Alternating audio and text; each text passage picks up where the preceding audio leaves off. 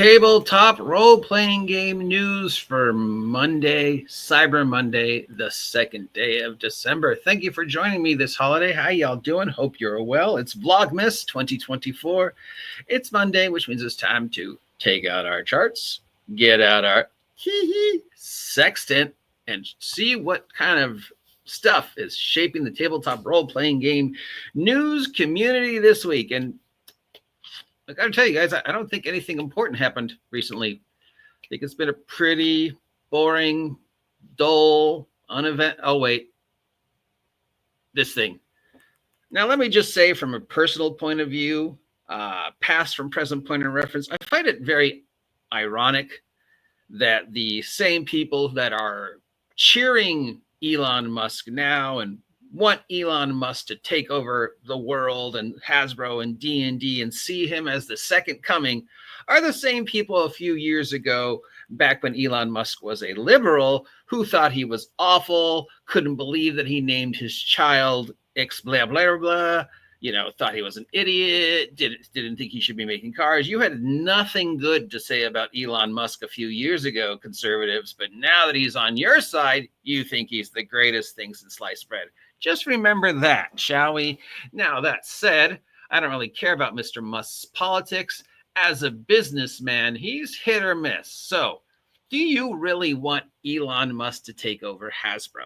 Do you really think he's going to stop what he's doing with the government, stop what he's doing with Tesla, stop what he's doing with the space program to go over to Seattle and go over to Boston and run Hasbro? No, he's not. If he would buy it, he's not going to buy it now because the stock is too expensive. He's going to wait till the stock drops so he can get it for the cheap. Because not only is he buying Hasbro, he's inheriting Hasbro's debt. And he's inheriting all the IPs that Hasbro has their fingers in. And it's a lot, guys. He would be inheriting Power Rangers. He'd be inheriting Transformers. He'd be inheriting G.I. Joe. He'd be inheriting Nerf.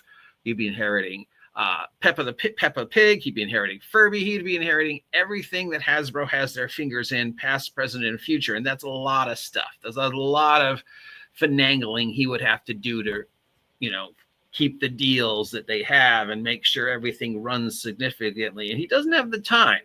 Let's face it, he does not have the time to take a personal interest in another company if he bought it. And do we really want him to buy Hasbro? Do we really think he's going to do a great job with Transformers or Power Rangers or Furby or Nerf? I mean, when it comes to Power Rangers and Transformers, it's not like he can't do a worse job than Hasbro's done. But I mean, they've done a pretty awesome job with Peppa and Furby. Stock is at an all-time high. It's $18 more than when it was this time last year. So it is a good time to be a Hasbro stockholder, like yours truly. So please continue to talk about this, because every time you do, my Hasbro shares go up.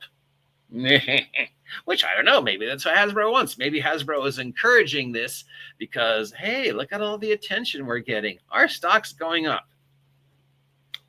So I don't know if I want Elon Musk to buy Hasbro, and I certainly don't know if I want him to have a hands-on with Power Rangers and Transformers and Furby and Peppa the Pig. More than likely, he'd just either keep the staff that's on, who are effectively running things, fire the excess chaff, replace them with people who will do the same job for less and are not quite as skilled. As for Wizards of the Coast and Wizards of the Coast Digital, well, considering how successful Wizards of the Coast Digital is right now, he should not touch that at all, as it's currently the cash cow of Hasbro. And he is smart enough to see that. So he's like, I'm thinking he'd be like, no, that's making all the money. Let's just leave that alone, which of course is part of Hasbro's plan. As for what he would do with Wizards of the Coast, probably nothing. He'd probably hire somebody to go in and clean house and hope that guy has some knowledge of role-playing and could just do a job of cleaning house in Wizards of the Coast without mucking it up with conservative or liberal politics, because that's what we want. We want the politics out of Wizards of the Coast, conservative and liberal. We want Wizards of the Coast to just make tabletop role-playing games, video games, Magic the Gathering. Now, Magic the Gathering is a non sequitur. It literally makes money simply by existing. You don't have to do anything. It could continue to make expansions packs to the end of time. And now with the algorithm and the AI involved, literally Hasbro doesn't need anybody to do Magic the Gathering. The computer could just generate a brand new expansion pack every 3 months, especially since they're doing Magic the Gathering Foundation, which is a restart of the whole thing. So it's a great time to start over with Magic the Gathering. But again, Hasbro doesn't need Magic the Gathering. It could literally just have, a printing press anywhere on the planet do it. And Elon Musk doesn't need to have his hands on with Magic the Gathering, because he would just see, oh, it's doing fine on its own. Leave it alone. Who's ever in charge of that, just keep doing that. Then there comes to the quagmire that is Dungeons and Dragons, which I think is what everybody's really talking about. I don't think anybody cares about Elon Musk buying Hasbro. I don't hear a lot of you screaming about Furby or screaming about the state of my beloved Power Rangers. No, you just want him to save D&D. You think he's going to come riding in on his white horse with his conservative values and save D&D. Well, either he's not going to, if this happens, which is unbelievably unlikely, he wouldn't have anything to do with Wizards of the Coast. He would hire somebody whose job it would be to hire somebody to go into Hasbro and go into Wizards of the Coast. And best scenario is he just shuts down Wizards of the Coast completely and then restarts it after a complete rehaul over a year.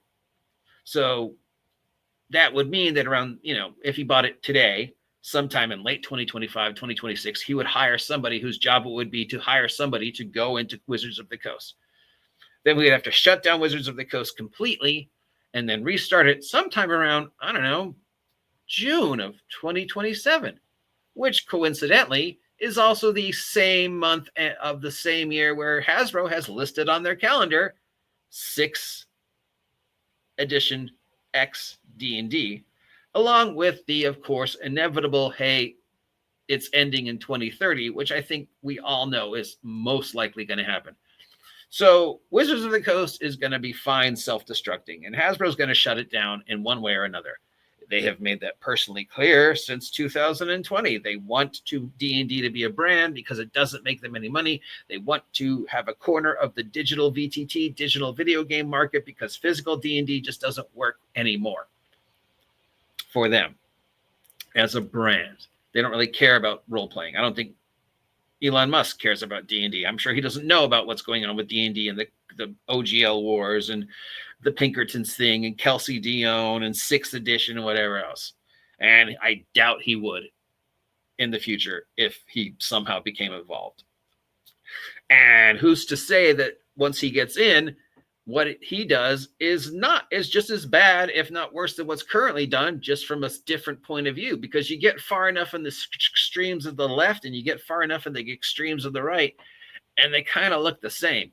So who's to say that 2 years from now, you're not going to be going, oh my fucking God, I can't believe what Elon Musk was doing to D&D. He needs to burn in hell, right? He's either going to leave it well enough alone because it's making money and means Wizards of the Coast will continue to do what Wizards of the Coast is doing into 2027, or he'll shut it down, flush it, restart it around 2027, 2030, and just have it be something similar.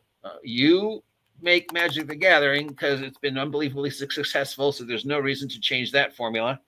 You do the video game thing because that's been unbelievably successful, and there's no reason to change that formula. You do the D&D Beyond thing, but I don't know, make it actually viable so it does become successful again, because it was successful in the past. And as for the physical thing, I don't know. What can I do different now that you guys have ruined it? Who am I going to hire who is on my side of the political fence currently, who's going to do anything different than the idiots that are writing it now? I don't know. That guy. Certainly not going to hire me, even though he should. I doubt he'll keep Perkins and Crawford around, and he shouldn't. He'll bring in money people. He'll bring in people to have Wizards of the Coast, Dungeons and Dragons remain a viable option.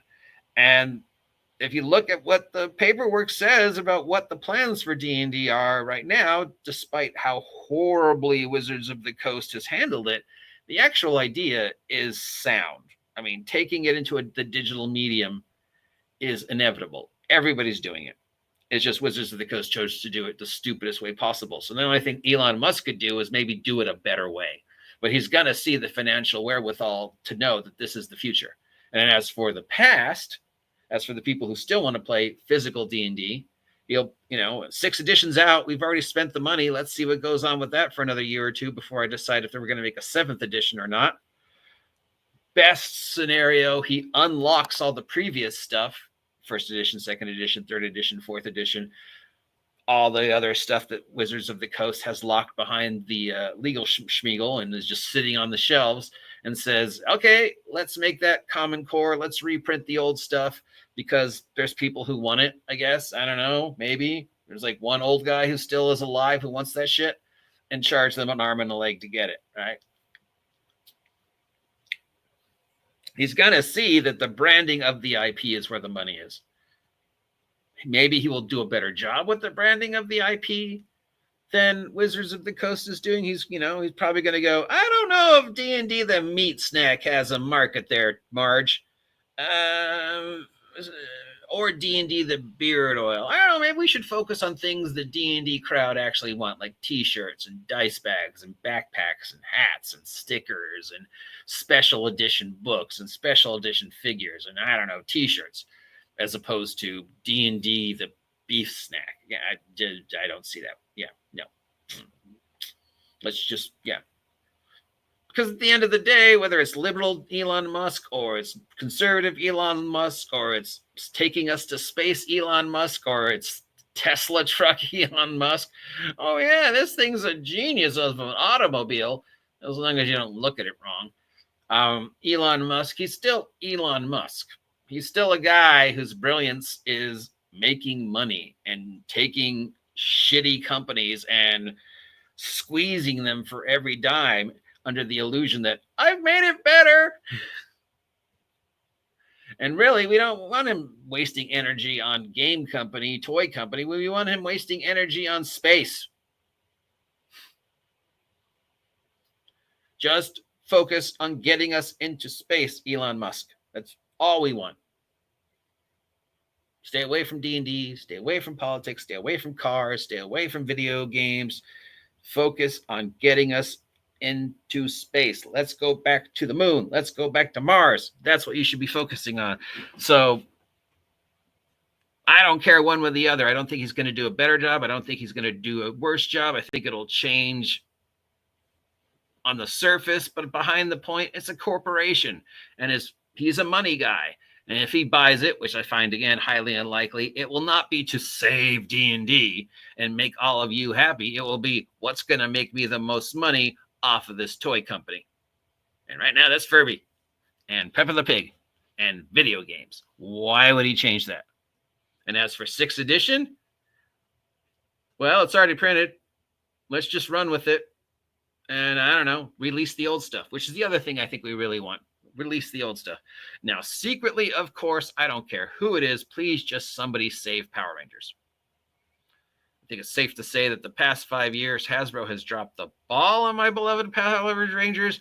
And at this point in time, anybody could do a better job, right, with Power Rangers. So that is my opinion on the news regarding Elon Musk. We haven't heard back from Wizards of the Coast yet. There's a rumor that Jason Tondo, who I think we can now confirm is an idiot, said something like, well, you have all the money, Elon Musk, make your own game. And to which part the OSR responded, we already have made our own game. Now look at all the games we've made. We've got 5,000 OSR games. We already made our own game. Fuck you, Jason Tondo.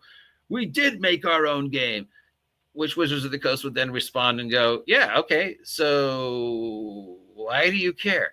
Which, of course, would cycle back to me asking, why do you care? Why do you care so much, OSR, about the fate of Dungeons and Dragons when you repeatedly tell me you don't care about Dungeons and Dragons? You don't buy it, you don't play it, you have nothing to do with it, you hate anybody who looks at it. All you want to do is relive the 80s, relive classic D&D, want D&D to go back to AD&D again, and you think he's going to do that?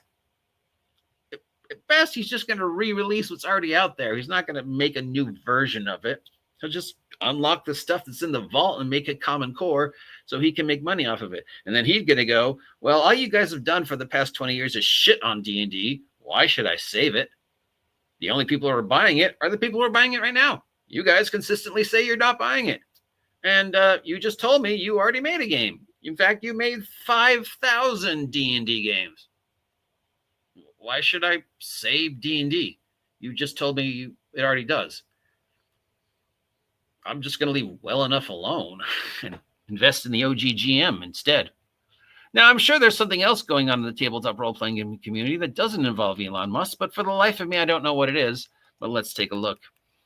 Oh, yeah. It's Christmas. I don't know if you know this because we've been focusing so much positive and negative energy on Elon Musk, but it's Christmas, which means there's a ton of sales. There's a ton of markdowns. There's a ton of conventions going on. There's a big, huge Paizo Advent calendar giveaway and sale event where you can go and try and get free stuff from Paizo. That's cool. Of course, we've got the dice/gift guides coming from all the different companies and all the different websites. What's the best thing you can get the tabletop role-playing gamer in your life? And it's like, the answer is paper and pencil and dice. Let's check out this Advent calendar because that sounds interesting. And who doesn't love free stuff? You have to go on one of their socials, Twitter, Facebook, Blue Sky, or Instagram. And it's not free. It'll only be like 20% off. So let's check it out. Let's go to Facebook. All right, I've got this thing. Paizo, Advent giveaway. It's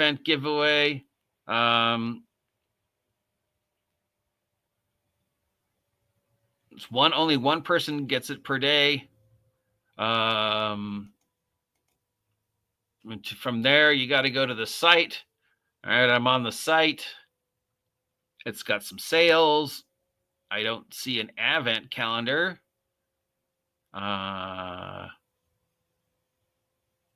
basically, best thing I can get from this is that one person might get a free thing sent to them. And more than likely, you're just getting a discount. So I don't know if that's really newsworthy. Sales, Savage World stuff, Lord of the Rings stuff, more sales, more conventions, more end of the year stuff. Wizards of the Coast has maybe got a new game coming out that sounds really familiar because it is. Even the name is the same, but we'll talk about that on Wednesday.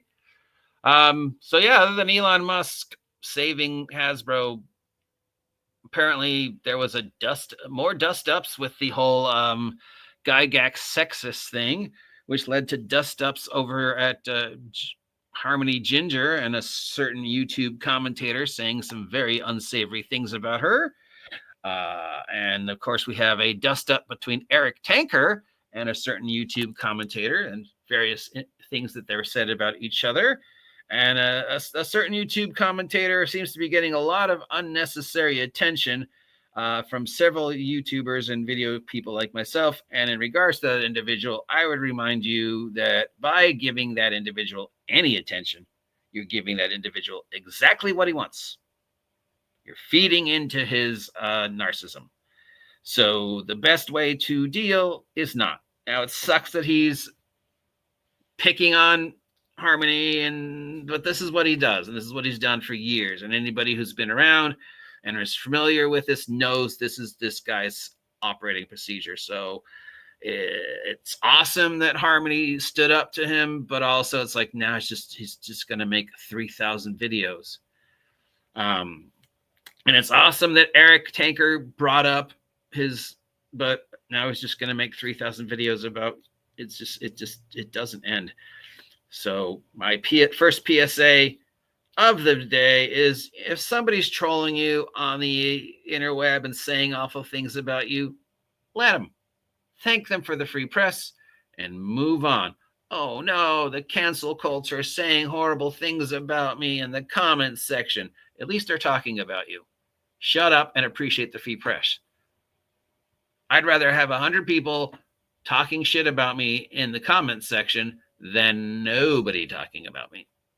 Because if 100 people are saying that OGGM is a piece of shit, there's going to be at least 10 people who are going to go, I don't know, show me. And they're going to come over to the OGGM Adventures YouTube channel and they're going to check it out and they're going to go, And of those 10, at least 1 to 3 of them are going to go, you know what? I don't think this guy is the horrible, awful person that you said he was. In fact, I think he's pretty awesome. So I'm going to subscribe. Because that happens consistently. My numbers go up whenever anybody talks bad about me because it brings people to my channel. And if 1 out of every 100 people subscribe after coming to my channel out of curiosity to see how awesome I am or awful I was, I win. So if somebody is talking bad about you in the comments section, posting hundreds of videos about you, let them. Thank them for the free press and move on. Right? Now that, of course, leaves us to our other public service announcement for the week in regards to people telling you you're playing the game wrong. This specifically is another exciting episode of Pointless Tabletop Role-Playing Game Arguments, Theater of the Mind versus Toys. If you use Theater of the Mind, you're playing the game wrong. If you don't use Theater of the Mind and you use toys, you're playing the game wrong. The Theater of the Mind crowd would have you believe that if you use the toys, you're playing the game wrong. And the toy crowd would have you believe that if you use Theater of the Mind, you're having playing the game wrong. Me, I fucking love the toys. I love the figures. I love the maps. I love the dioramas. I love the Christmas villages. I love the models. I love the action figures. I love the playing sets. Some of the best gaming experiences I've had or witnessed were in these intricately built dungeons, in these intricately built castles. There was this castle that showed up a couple times at the cons in the mid-'80s. It was called Stratmore or something like that. It was beautiful. It had working fountains, a working railroad. I think it got destroyed. There was that castle at the Zone that was just amazing. There's Dwarven Forge stuff. I love that fucking shit. If you don't want it, donate it to charity. Or send it to me and I'll donate to charity. I love the toys. So I'm on pro-toy side. But we know that with the digital weirdness, you can't really use the toys. Some of the VTTs have digital equivalents of the toys, but that also makes the VTTs very clunky. Theater of the Mind's great. Theater of the Mind's awesome. It's, optimal because you're just using your brain. But for some of us, we can't make that connection. I definitely suffer from fog of war where I can't always see in my brain what's going on and need some point of reference. Even if it's a piece of paper and you're just drawing squiggly lines, the props help. The toys help, and the toys are awesome. That said, there's no wrong way to play D&D, okay? It is a game. I know there's people out there who would tell you, yes, there is a wrong way to play, and the person who's telling you there isn't is an idiot. But I will remind you, what Hall of Fame is Dungeons & Dragons in? Is it in the Baseball Hall of Fame? No. Is it in the Scientific America Hall of Fame? No. Is it in the Motor Engineering Hall of Fame? No. Is it in the Brain Surgery Hall of Fame? No. What, in fact, Hall of Fame is Dungeons & Dragons and tabletop role-playing game in? The Toy Hall of Fame. The Game Hall of Fame. It is a toy. It is a game. It is a game of imagination with rules. You cannot play it wrong as long as you're having fun. I don't care what you think. My players are having fun. I'm having fun. I'm not playing wrong. I think you need to look at yourself in the mirror and remind yourself that at the end of the day, it's a silly game designed for kids to go, I jump on the thing, and it's a kid's game. It's play. It's play in its most purest form. So use the figures, don't use the figures. Whatever you're doing, you're playing right. That's the stories for this week.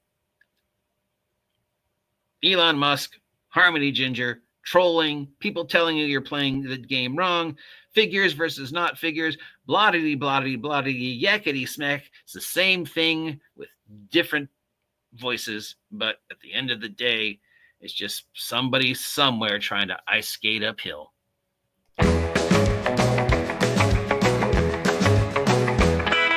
News from the table.